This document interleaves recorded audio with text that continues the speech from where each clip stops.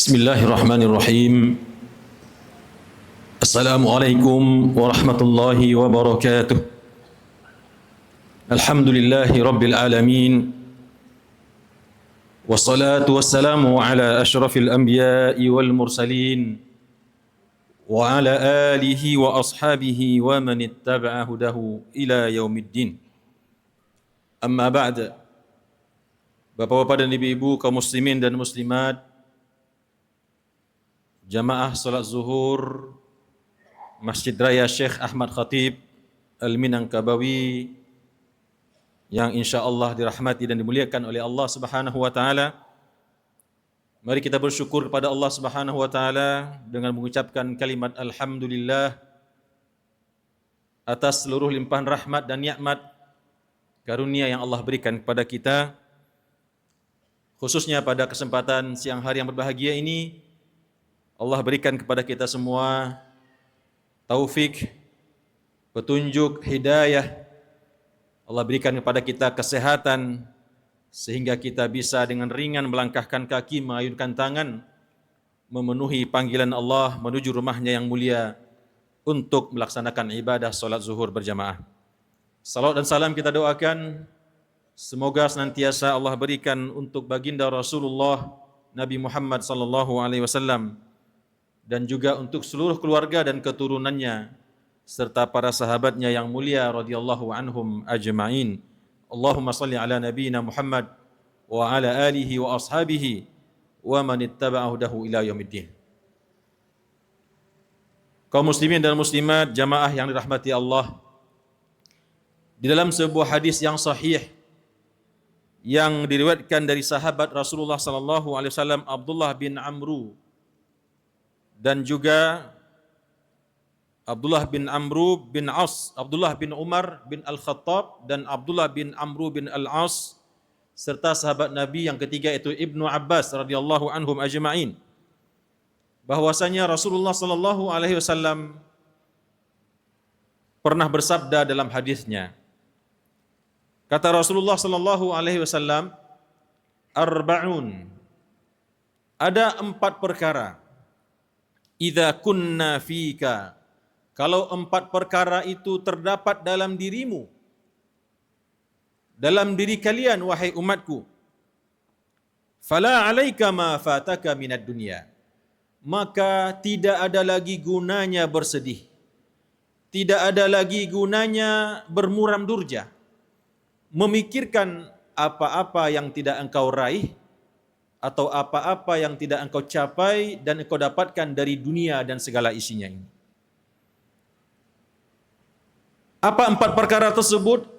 Kata Rasulullah sallallahu alaihi wasallam, 4 perkara yang kalau 4 ini sudah didapatkan oleh seorang mukmin atau mukminah, maka tiada lagi guna bagi dia untuk bersedih, bermuram durja, memikirkan, melihat orang lain yang berlomba-lomba mendapatkan dunia sementara dia tidak mendapatkannya. Maka kalau yang 4 perkara ini sudah dia dapatkan dalam kehidupannya, maka tiada guna bersedih jika seandainya tidak mendapatkan dunia seperti halnya orang-orang lain yang mendapatkannya. 4 perkara itu adalah, yang pertama kata Rasulullah sallallahu alaihi wasallam, sidqul hadis.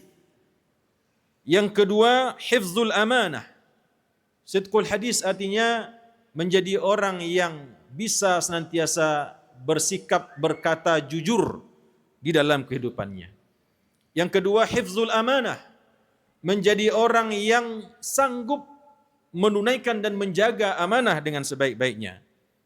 Yang ketiga kata Rasulullah, wa husnul khuluq, memiliki orang yang berkepribadian, yang memiliki akhlak yang hasan, akhlakul karimah, akhlak yang indah dan mulia.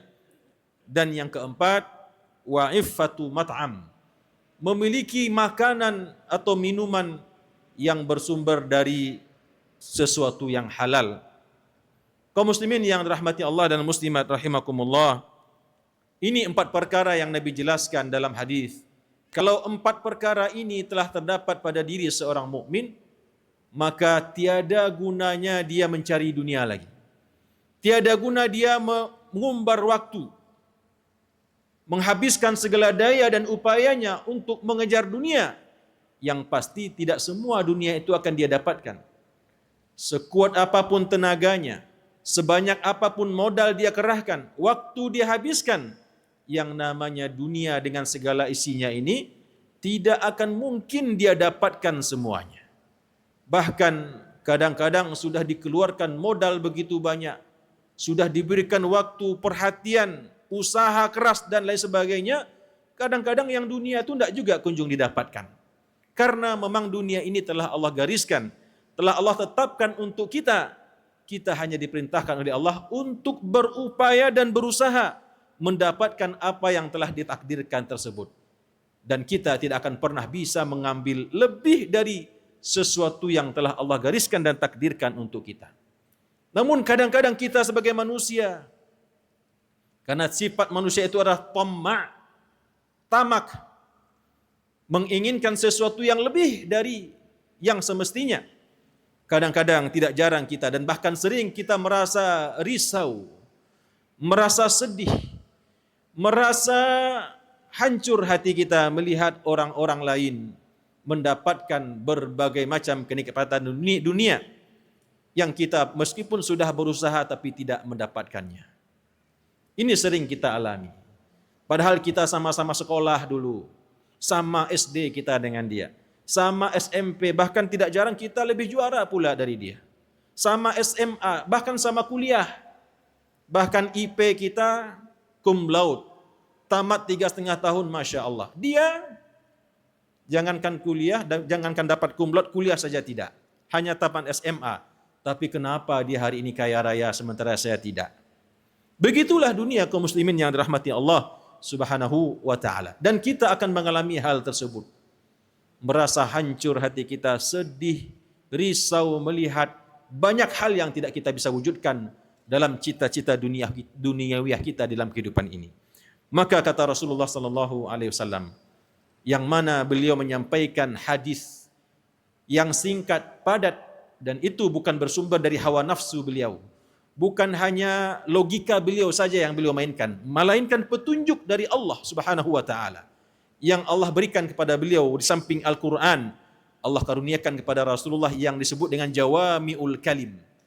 Kalimat-kalimat pendek yang beliau rangkai, yang beliau untai dalam susunan-susunan kata yang indah, singkat, pendek tapi sangat dalam maknanya. Kata Rasulullah, ada 4 perkara yang kalau 4 perkara itu sudah kita dapatkan, maka tidak ada lagi gunanya kita bersedih kalau seandainya banyak di antara cita-cita duniawiyah kita ini tidak tercapai. Yang pertama kata Rasulullah, kalau seseorang sudah menjadi orang yang memiliki sidqul hadis, menjadi orang yang jujur dalam perkataan, jujur dalam perbuatan, tindak tanduk, perilaku, bahkan dalam gestur badannya sekalipun.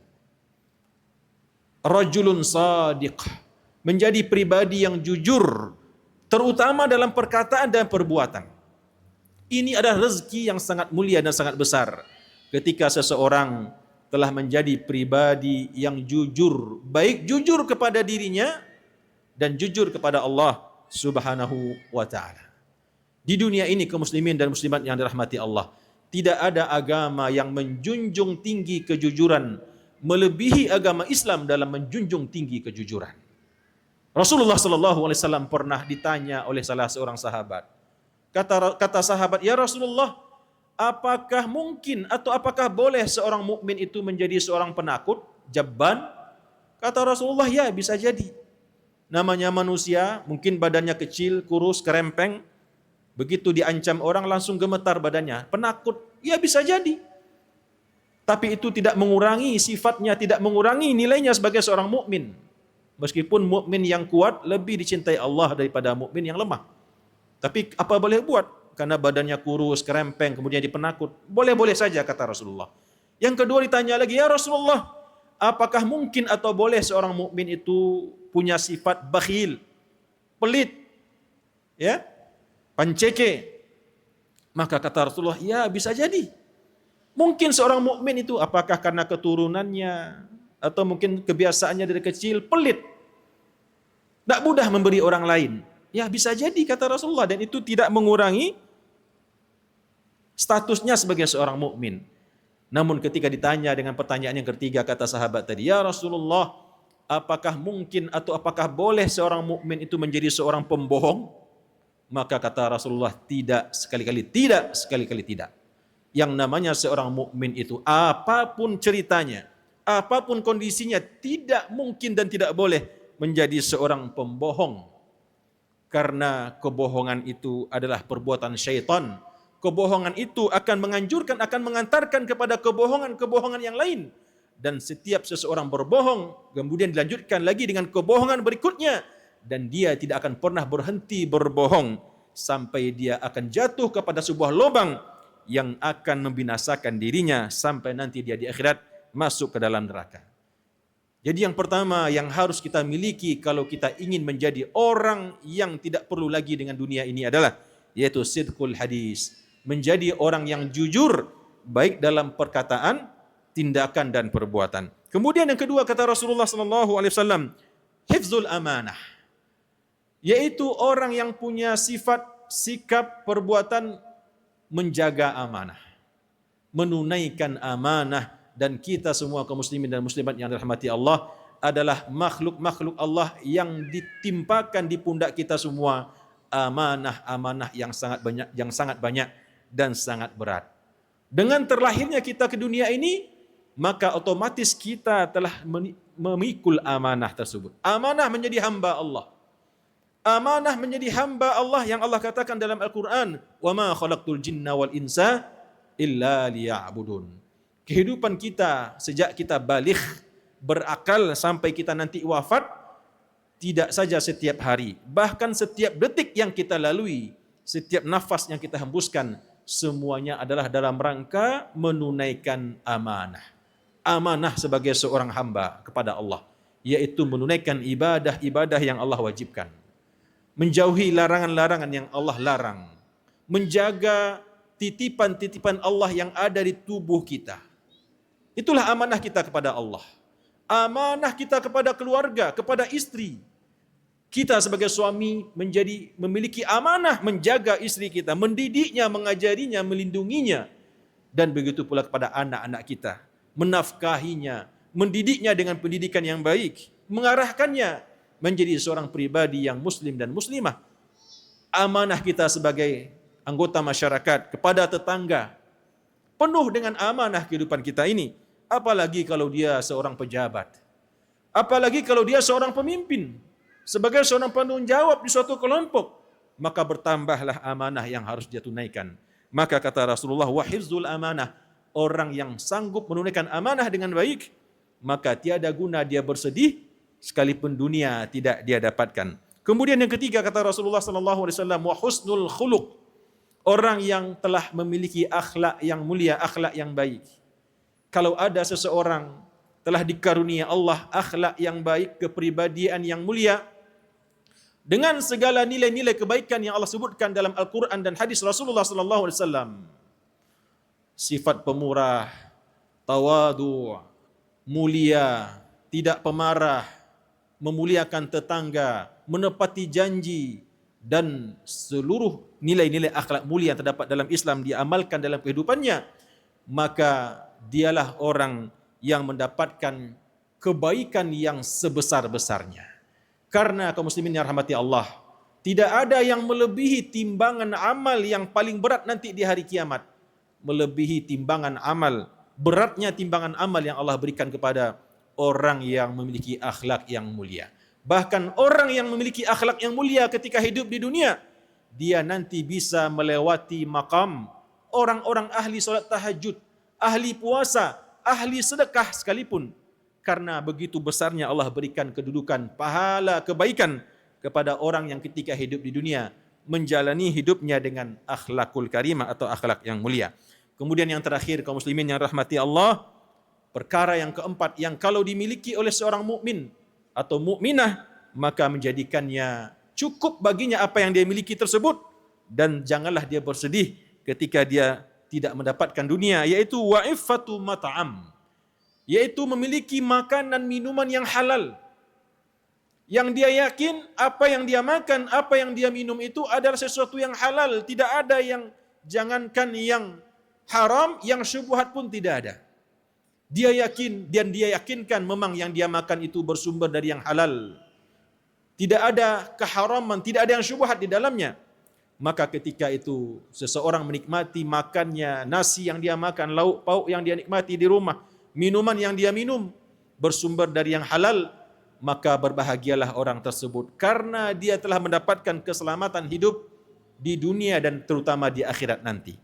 Karena tidak ada sedikit pun darah, sedikit pun daging yang tumbuh di tubuh seorang muslim atau muslimah yang itu bersumber dari yang haram atau syubhat, kecuali nanti akan dia pertanggungjawabkan di hadapan Allah Subhanahu wa taala. Kaum muslimin dan muslimat sidang jamaah zuhur rahimakumullah, inilah 4 perkara yang Nabi katakan, yang kalau seandainya 4 perkara ini bisa kita dapatkan dalam kehidupan kita, maka niscaya kata Rasulullah, kita akan menjadi orang yang paling bahagia di dunia ini. Meskipun kita tidak memiliki harta yang berlimpah seperti orang lain, meskipun kita tidak memiliki kekuasaan yang tinggi seperti orang lain, maka dengan 4 hal ini, yang pertama, menjadi orang yang jujur. Karena orang yang jujur pasti akan tentram batinnya, pasti akan bahagia selalu kehidupannya. Kemana dia pergi, dia akan dicintai orang banyak.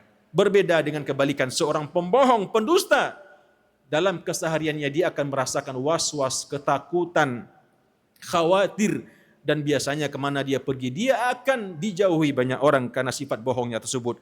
Demikian pula dengan orang yang menjaga amanah. Orang yang menunaikan amanah akan tentram kehidupannya di dunia, akan bahagia kehidupannya di dunia, dan akan sukses dia menjalani kehidupannya. Berbeda dengan orang yang berkhianat.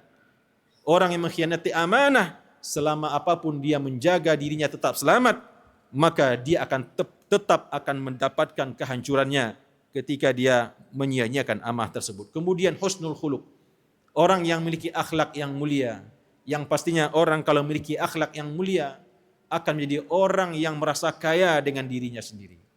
Dia akan dicintai banyak orang kemanapun dia pergi, dan apalagi nanti di akhirat dia akan menjadi orang yang paling banyak mendapatkan rahmat dan kasih sayang dari Allah Subhanahu wa taala. Dan yang keempat, orang yang menjaga makannya, minumnya agar bersumber dari barang-barang yang halal dan diridai oleh Allah Subhanahu wa taala. Mudah-mudahan 4 hal ini bisa menjadi hikmah, ibrah dan mauizah dan kita laksanakan dalam kehidupan kita. Barakallahu li wa lakum fil Qur'anil azim wa nafa'ani wa iyyakum bima fihi minal ayati wa dzikril hakim. Aqulu qawli hadza wa astaghfirullah li wa lakum. Wassalamu alaikum warahmatullahi wabarakatuh.